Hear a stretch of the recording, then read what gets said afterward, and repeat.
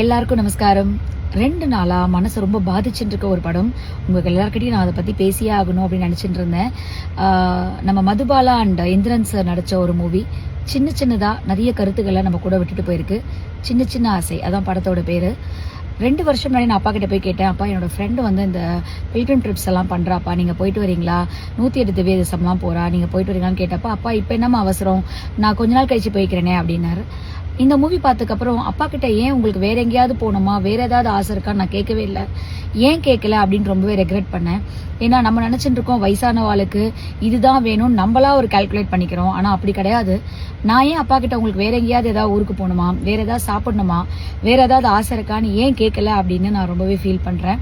ஏன்னா ஒரு 35-40 வயசுக்கு மேல நம்ம என்ன நினைக்கிறோம்னா, உங்களுக்கு 40 வயசு ஆச்சே இது என்ன இருக்கு, 50 வயசு ஆச்சே என்ன, 80 வயசு ஆச்சே என்னன்னு கேட்கிறோம். இந்த மூவில ஒரு குட்டி லீலா, அதாவது அந்த மதுபாலா மேம் பேர் லீலா. அந்த குட்டி குழந்தை லீலாவா இருந்தப்ப அவளுக்கு எவ்வளவு ஆசைகள் இருந்தது.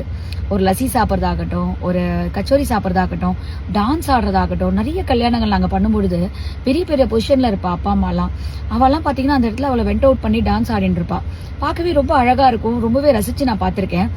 ஏன்னா அவ வந்து மனசுக்கு பிடிச்சவாளோட மனசுக்கு பிடிச்ச இடத்துல மன நிறைவோட இருக்கும் பொழுது அவளை வெண்ட் அவுட் பண்ணி அவ ஆடுற டான்ஸா இருக்கட்டும், பாட்டா இருக்கட்டும், அவ அந்த ஹாப்பி மொமெண்ட்டை ஷேர் பண்றதா இருக்கட்டும், அவ்வளோ அழகா இருக்குங்க.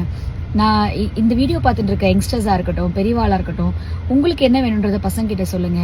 தயவு செஞ்சு அம்மா அப்பாவுக்கு என்ன ஆசை இருக்கு, பாட்டி தாத்தாக்கு என்ன ஆசை இருக்குன்னு கேளுங்க. ஏன்னா எனக்கு அம்மா கிடையாது.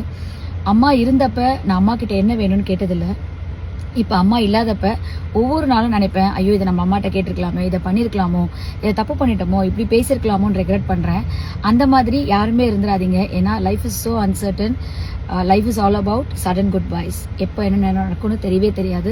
ஸோ கூடுமான வரைக்கும் கூட இருக்கவாளை, நம்ம ஆத்துல இருக்கிற பெரியவாளை முடிஞ்ச அளவுக்கு அவளை சந்தோஷமா வச்சிருந்தோம் அப்படின்னா நம்ம அப்பவுமே வாழ்க்கையில பெருசா ரெக்ரெட் பண்ற மாதிரி இருக்காதுன்னு நினைக்கிறேன். அண்ட் இந்த மூவில வந்து கிளைமேக்ஸை பத்தி நிச்சயமா சொல்லி ஆகணும். அழகான லவ் ஸ்டோரி, ரொம்ப அழகா இருந்தது. அதுல வந்து எந்த தப்புமே நம்ம நினைக்க முடியாது, அவ்வளோ அழகா இருந்தது. நம்ம கூட நம்மளுக்கு என்ன வேணும் அப்படின்னு பார்த்து செய்யறவா ஒருத்தர் இருந்தா போதும்.